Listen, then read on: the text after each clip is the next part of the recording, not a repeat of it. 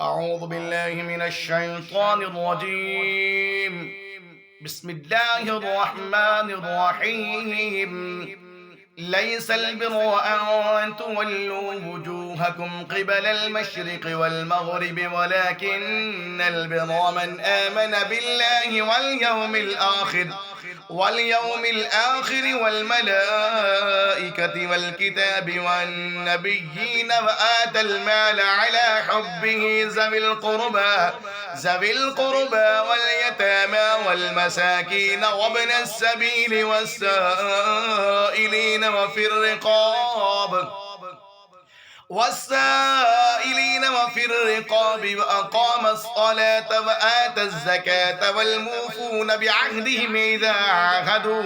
والصابرين في البأساء والضراء وحين البأس أولئك الذين صدقوا وأولئك هم المتقون. يا أيها الذين آمنوا كتب عليكم القصاص في القتلى الحر بالحر والعبد بالعبد والأنثى بالأنثى فمن عفي له من أخيه شيء فاتباع بالمعروف وأداء إليه بإحسان ذلك تخفيف من ربكم ورحمة فمن اعتدى بعد ذلك فله عذاب أليم. ولكم في القصاص حياة يا أولي الألباب لعلكم تتقون. كتب عليكم إذا حضر أحدكم الموت إن ترك خيرا الوصية للوالدين والأقربين بالمعروف حقا على المتقين. فمن بدله بعض ما سمعه فإنما اسمه على الذين يبدلونه إن الله سميع عليم. فمن خاف من موص جنفا أو إثما فأصلح بينهم فلا إثم عليه إن الله غفور رحيم. يا أيها الذين آمنوا كتب عليكم الصيام كما كتب على الذين من قبلكم لعلكم تتقون أياما معدودات فمن كان منكم مريضا أو على سفر فعدة من أيام أخر وعلى الذين يطيقونه فدية طعام مسكين فمن تطوع خيرا فهو خير له وأن تصوموا خير لكم إن كنتم تعلمون. شهر رمضان الذي أنزل فيه القرآن هدى للناس وبينات من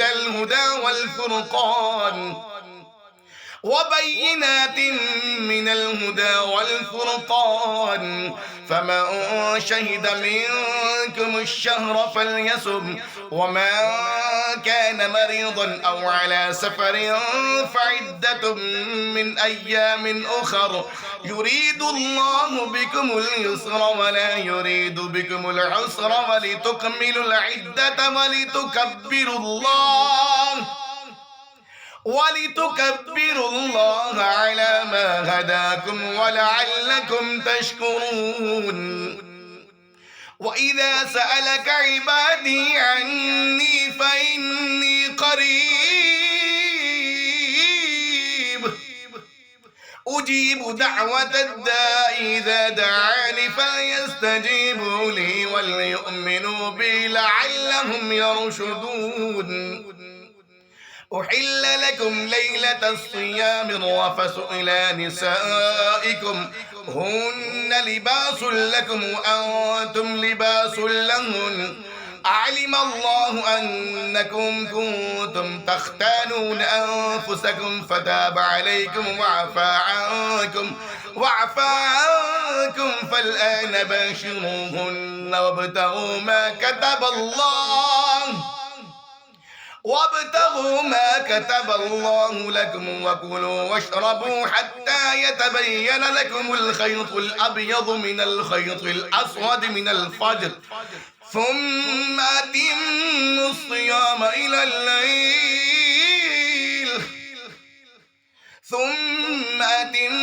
الصيام إلى الليل ولا تباشروهن وأنتم عاكفون في المساجد تلك حدود الله فلا تقربوها كذلك يبين الله آياته للناس لعلهم يتقون ولا تأكلوا أموالكم بينكم بالباطل وتدلوا بها إلى الحكام لتأكلوا فريقا من أموال الناس بالإثم وأنتم تعلمون ويسألونك عن الأهلة قل هي مواقيت للناس والحج وليس البر بأن تأتوا البيوت من ظهورها ولكن البر من اتقى وأتوا البيوت من أبوابها واتقوا الله لعلكم تفلحون وقاتلوا في سبيل الله الذين يقاتلونكم ولا تعتدوا إن الله لا يحب المعتدين وقتلوهم حيث ثقفتموهم وأخرجوهم من حيث أخرجوكم والفتنة أشد من القتل ولا تقاتلوهم عند المسجد الحرام حتى يقاتلوكم فيه فإن قاتلوكم فاقتلوهم كذلك جزاء الكافرين فإن انتهوا فإن الله غفور رحيم وقاتلوهم حتى لا تكون فتنة ويكون الدين لله فإن انتهوا فلا عدوان إلا على الظالمين الشهر الحرام بالشهر الحرام والحرمات قصاص فمن اعتدى عليكم فاعتدوا عليه بمثل ما اعتدى عليكم واتقوا الله واعلموا أن الله مع المتقين وأنفقوا في سبيل الله ولا تلقوا بأيديكم إلى التهلكة وأحسنوا إن الله يحب المحسنين وأتموا الحج والعمرة لله فإن أحسرتم فما استيسر من الهدي ولا تحلقوا رؤوسكم حتى يبلغ الهدي محله فمن كان منكم مريضا أو به أذى من رأسه ففدية من صيام أو صدقة أو نسك فإذا أمنتم فمن تمتع بالعمرة إلى الحج فما استيسر من الهدي فمن لم يجد فصيام 3 أيام في الحج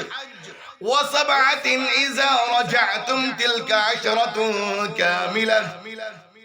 ذلك لمن لم يكن أهله حاضر المسجد الحرام واتقوا الله واعلموا أن الله شديد العقاب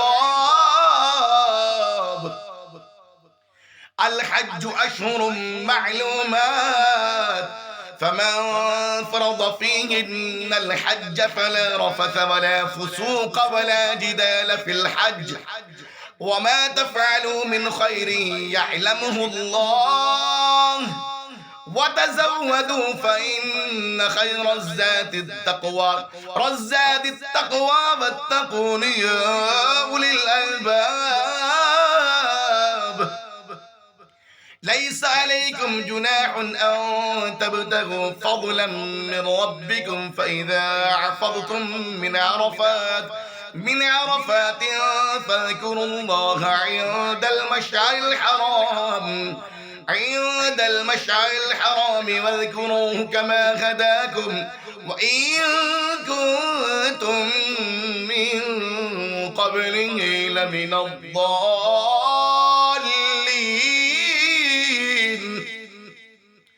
ثم أفيضوا من حيث أفاض الناس واستغفروا الله واستغفروا الله إن الله غفور رحيم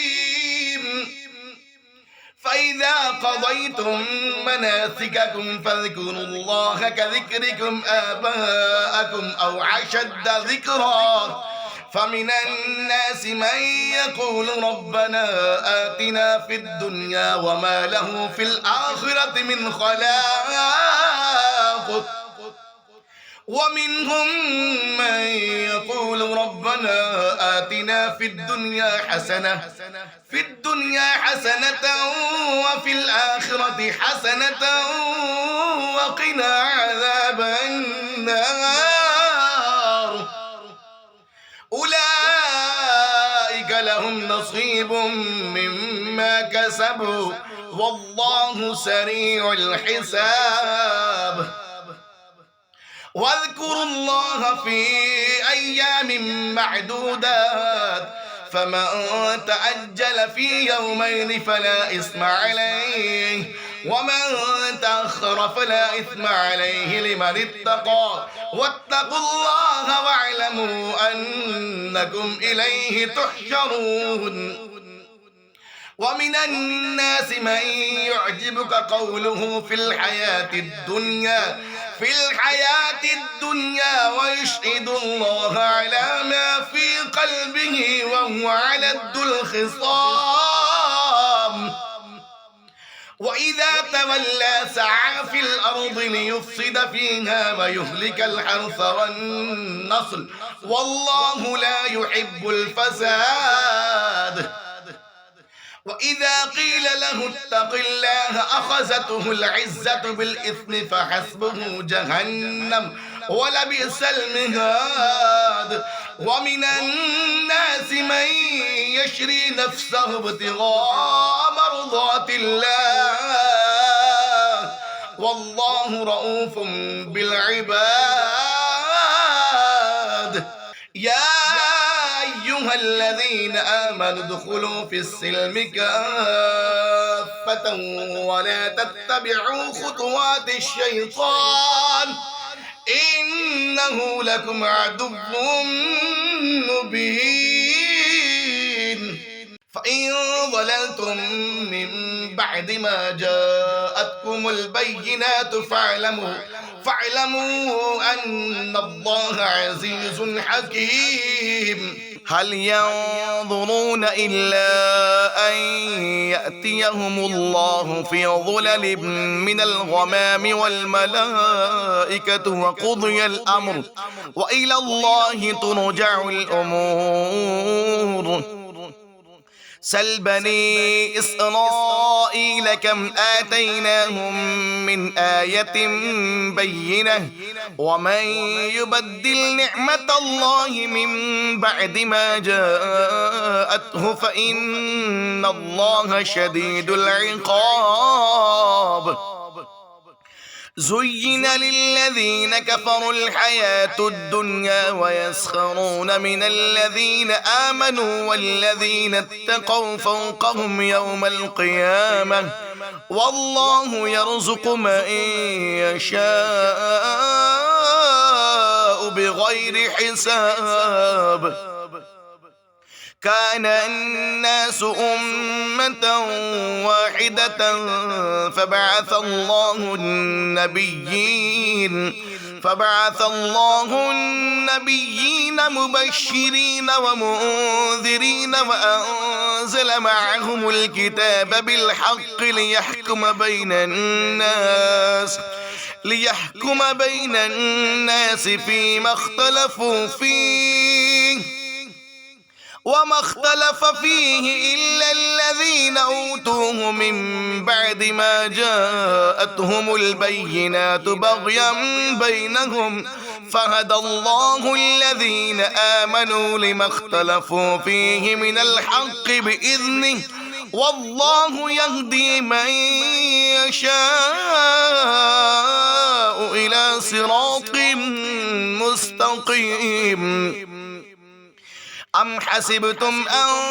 تدخلوا الجنة ولما يأتكم مثل الذين خلوا من قبلكم مستهم البأساء والضراء وزلزلوا حتى يقول الرسول والذين آمنوا معه متى نصر الله ألا إن نصر الله قريب. يسألونك ماذا ينفقون قل ما أنفقتم من خير فللوالدين والأقربين واليتامى والمساكين وابن السبيل وما تفعلوا من خير فإن الله به عليم. كتب عليكم القتال وهو كره لكم وعسى أن تكرهوا شيئا وهو خير لكم وعسى أن تحبوا شيئا وهو شر لكم والله يعلم وأنتم لا تعلمون. يسألونك عن الشهر الحرام قتال فيه كل قتال فيه كبير وصد عن سبيل الله وكفر به والمسجد الحرام وإخراج أهله منه أكبر عند الله والفتنة أكبر من القتل ولا يزالون يقاتلونكم حتى يردوكم عن دينكم إن استطاعوا ومن يرتضد منكم عن دينه فيمت وهو كافر فأولئك حبطت أعمالهم في الدنيا والآخرة وأولئك أصحاب النار هم فيها خالدون. إن الذين آمنوا والذين هاجروا وجاهدوا في سبيل الله أولئك يرجون رحمة الله والله غفور رحيم. يسألونك عن الخمر والميسر قل فيهما إثم كبير ومنافع للناس وإثمهما أكبر من نفعهما ويسألونك ماذا ينفقون قل العفو كذلك يبين الله لكم الآيات لعلكم تتفكرون في الدنيا والآخرة. ويسألونك عن اليتامى قل إصلاح لهم خير وإن تخالطوهم فإخوانكم والله يعلم المفسد من المصلح ولو شاء الله لأعنتكم إن الله عزيز حكيم. ولا تنكحوا المشركات حتى يؤمن ولأمة مؤمنة خير من مشركة ولو أعجبتكم ولا تنكحوا المشركين حتى يؤمنوا ولعبد مؤمن خير من مشرك ولو أعجبكم أولئك يدعون إلى النار والله يدعو إلى الجنة والمغفرة بإذنه ويبين آياته للناس لعلهم يتذكرون. ويسألونك عن المحيض قل هو أذى فاعتزلوا النساء في المحيض ولا تقربوهن حتى يطهرن فإذا تطهرن فأتوهن من حيث أمركم الله من حيث أمركم الله إن الله يحب التوابين ويحب المتطهرين نساؤكم حرث لكم فأتوا حرثكم أنى شئتم وقدموا لأنفسكم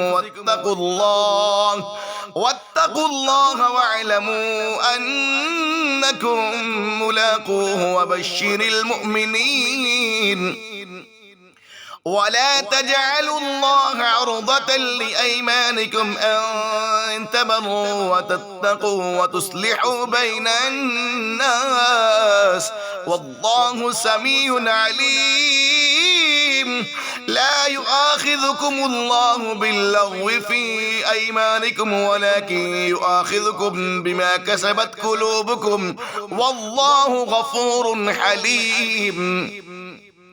للذين يؤلون من نسائهم تربص 4 أشهر فإن فاعوا فإن الله غفور رحيم وإن عزموا الطلاق فإن الله سميع عليم والمطلقات يتربصن بأنفسهن 3 قروء ولا يحل لهن أن يكتمن ما خلق الله في أرحامهن إن كن يؤمن بالله واليوم الآخر وبعولتهن أحق بردهن في ذلك إن أرادوا إصلاحا ولهن مثل الذي عليهن بالمعروف وللرجال عليهن درجة والله عزيز حكيم الطلاق 2 مرتان فإمساكم بمعروف أو تسريح بإحسان ولا يحل لكم أن تأخذوا مما آتيتموهن شيئا إلا أن يخافا ألا يقيما حدود الله فإن خفتم ألا يقيما حدود الله فلا جناح عليهما فيما افتدت به تلك حدود الله فلا تعتدوها ومن يتعد حدود الله فأولئك هم الظالمون فإن طلقها فلا تحل له من بعد حتى تنكح زوجا غيره فإن طلقها فلا جناح عليهما أن يتراجعا إن ظنا أن يقيما حدود الله وتلك حدود الله يبينها لقوم يعلمون وإذا طلقتم النساء فبلغن أجلهن فأمسكوهن بمعروف أو سرحوهن بمعروف ولا تمسكوهن ضرارا لتعتدوا ومن يفعل ذلك فقد ظلم نفسه ولا تتخذوا آيات الله هزوا واذكروا نعمة الله عليكم وما أنزل عليكم من الكتاب والحكمة يعظكم به واتقوا الله إن الله بكل شيء عليم صدق الله العظيم.